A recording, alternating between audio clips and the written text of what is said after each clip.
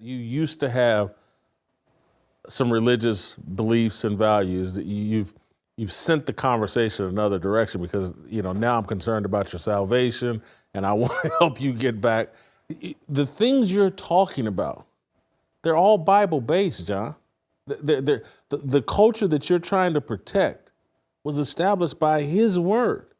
You don't abandon that out of cynicism or out of frustration or out of... I still believe there's a creator. I still believe there's a God. I just think religion is a bit silly.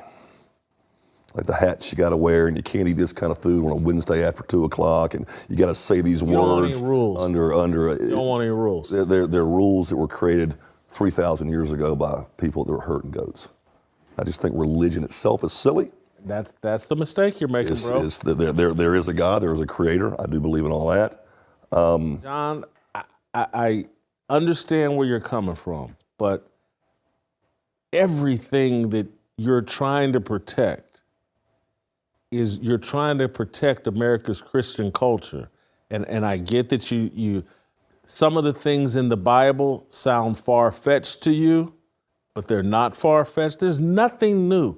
Don't fall into the trap of thinking we're somehow smarter than those people, the people from the past. The people from the past, they're not more evolved. Here's one thing.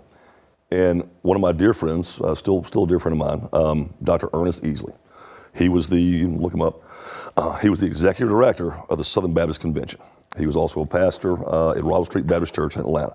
Me and Doc are big hunting buddies, 10, 15 years. And we would talk theology a lot. And again, he's a doctorate in theology from Baylor University. You put Doc in a room with a Muslim cleric, a Catholic cardinal, and someone high up in the Mormon church. You'd be like, who's right? Debate it out. They all different philosophies, ideology. Dude, they would both argue, their eyes pop out of their head. And you would leave after 2 hours, nobody's right and nobody's wrong. The Muslim wouldn't convince Dr. Easley. Why are you worried about Easley them? Wouldn't convince the Muslim. I'm like, Why are you worried about if them? nobody's right, then everybody's wrong. Why are you worried about them?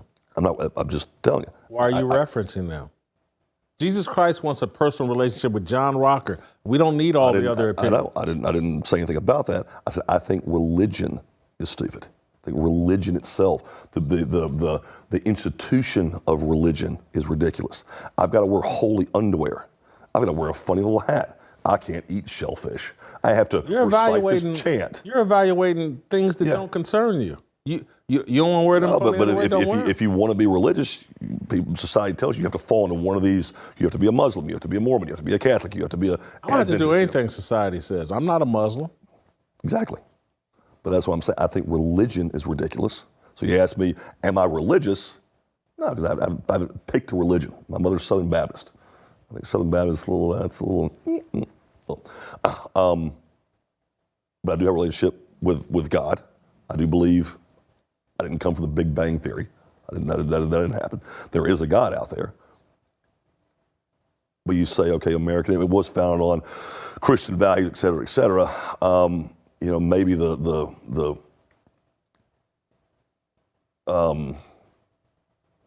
vigilantism that I see myself, wanting to keep this country great, wanting to keep certain morals and ethics established in this country. I don't really see that as coming from a religious-minded aspect. I see that coming from a common sense, right and wrong, show me some respect. You came to my country, you need to learn the language. You need to go to the Veterans Day Parade. Okay, and so this is the argument I have with people all the time. It's a lot about respect. I got it, but the things that you want cannot be achieved without a relationship and understanding of God, exactly, His purpose. But religion is just pigeonholing people to a certain set of rules and dress codes and dietary restraints. No, what I see is there's some moral convictions that we must have and embrace. Yeah. Them things in the 10 Commandments. We have to have, we can't continue, this country will never get right as long as we keep offering up children as sacrifice in these abortion clinics.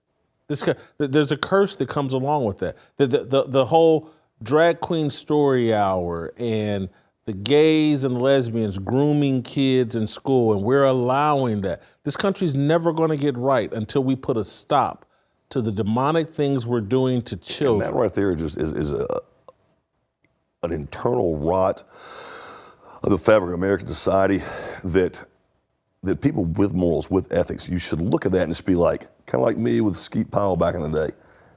I don't know what's going on here, but something ain't right about it. When you see a transvestite having story time with 6-year-old kids, trying to brainwash, turn them into Hitler Youth, indoctrinate them that, yeah, this is okay. A normal person with any sense of morals and ethics should look at that and be like, I don't know, what's wrong with it? But hey, something ain't right about this. We need to go ahead and knock this off. And that's the fact, that's what we're losing. That's where the cancel culture comes in. Because I'm the one that wants to stand up and say, ain't something right about this. 6-year-olds should not be subjective, thank you, spit it out, kid. To an adult can process what's going on, a kid can't. Talking about just a whole lifetime of confusion when you see that and try to apply that as a 6-year-old. That's where. Where do you think all morality comes from? Let's be honest. The insurance model is broken. Crowd Health puts your health care back in your hands. Use the promo code FEARLESS at joincrowdhealth.com. That's joincrowdhealth.com, promo code FEARLESS. All of morality. It comes from the God. It comes from the Bible. That we would have no morality without the Bible. All the things you're talking, they're spiritual in nature. I think some of it is just, I mean, I don't need the Bible to tell me to not murder you. Yes, you do.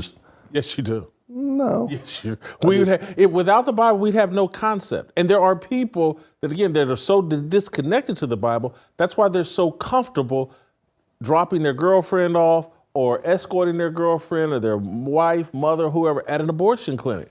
Because they don't know that they're committing murder. And they don't know is because they're not in that book. They're not obeying his word.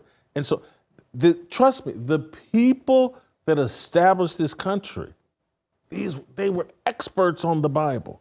Because just think about it. We think we're smarter than them. We're actually much dumber than them. Because when they were around, Ben Franklin, George Washington, Thomas Jefferson, they didn't have Netflix. They didn't have Amazon Prime. They didn't have iPhones. iPods they could plug into proper their hygiene ears. for that matter. That's all fine. But they didn't have all these other entertainment options. They had the Bible. If you wanted to entertain yourself, you read the Bible. If you wanted to be able to communicate to a mass audience, you had to know the Bible because that was the reference point for everything. And so when they came up with the concept of how to establish the greatest country in the history of the planet, they took it all from the Bible. And those of us that want the country to return to what it used to be, we're going to have to get in their mindset. Anybody that's not talking about getting in that mindset is just running their mouth. They're not really about this life. They're just, hey, I want things to go back, but I don't want to actually do the work. I don't actually want to make the sacrifice. These people made incredible sacrifices. These ancestors of ours. Wasn't white ancestors, black ancestors. It was these American ancestors made incredible sacrifice. They sacrificed their lives, did all kinds of things to make this country great. And we don't want to make those sacrifices, but we do want to sit up and complain in Sports Illustrated and other places about, look how crazy things have gotten. We have to get skin in the game and get just as committed as them. And now we're standing on rock solid, firm ground like, hey man, you're not coming over here in this country and bringing that foolishness over here. Don't leave them Marxist ideas, them communist ideas. Leave that shit someplace. I apologize for cursing, but you done took me there. Oh, it's my fault now. Okay, that's fine. Not in a negative way, but I'm just passionate, man, because I hear you. I am. Did you expect to sit down with me and end up having a theological discussion? Was this where you thought this interview was going to go? Actually, yes. No, you did not. No, John, you're from the South. I'm not that smart. I just have a biblical worldview. The things you're complaining about. You talk about mother. She would, yeah. She'd make you go there and take a nap. The things you're complaining about, I know where they're coming from.